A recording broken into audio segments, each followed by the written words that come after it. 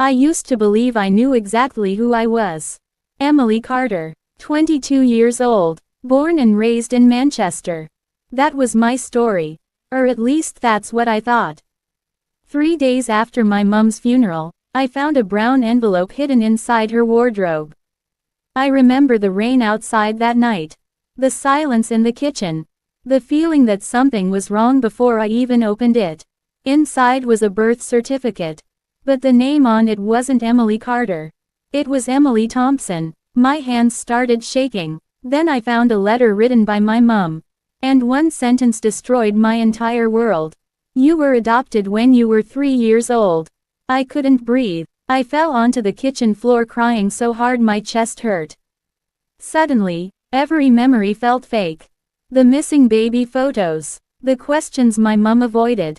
The strange looks from relatives when I was younger. The signs were always there. I just never saw them. The next morning, I drove to a care home in Liverpool searching for answers. An elderly woman there recognized me instantly. She said I was the little girl who never spoke. That's when I learned the truth. When I was 3 years old, there was a terrible house fire in London. Everyone believed my biological parents died that night. Everyone except my father's body was never found. Hearing those words changed everything. For weeks, I searched endlessly for answers. I barely slept, barely ate. Then I found my biological uncle living in Brighton. The moment he opened the door and saw me, he started crying. That scared me more than anything. Because deep down, I knew he was hiding something. And he was. My father survived the fire. But after causing financial problems that led dangerous people to his family, he disappeared out of guilt and shame. He believed I would be safer without him. Safer. I hated that word. Because while he was hiding somewhere, I grew up believing nobody wanted me. Then my uncle handed me a photograph.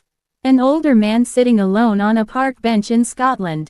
Gray hair, sad eyes, broken expression. My father, alive. A few days later, I stood outside a small cottage near Inverness. I was terrified. Part of me wanted answers. The other part wanted to run away forever. Then the door opened, and there he was, older, tired, broken. But the moment he looked at me, I knew. Emily. The way he said my name broke me instantly. All the anger I carried exploded. I shouted at him, cried at him, "You abandoned me, you missed my whole life." And he just stood there crying. Not defending himself, just crying. He told me he followed my life from a distance for years. He knew when I graduated. Knew when my adoptive mum died.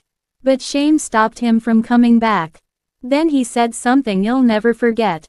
I didn't deserve you. And honestly, that hurt more than the truth itself. Because for the first time, I realized he punished himself every single day for losing me. I wanted to hate him. But I couldn't. I just saw a broken man drowning in regret. Then finally, after 22 years apart, my father hugged me for the first time. And we both cried for the years we lost. Today, I keep 2 photographs beside my bed. One of the parents who gave me life. And one of the parents who raised me with love. Because now I understand something I never knew before. Family isn't just blood. And I was never unwanted.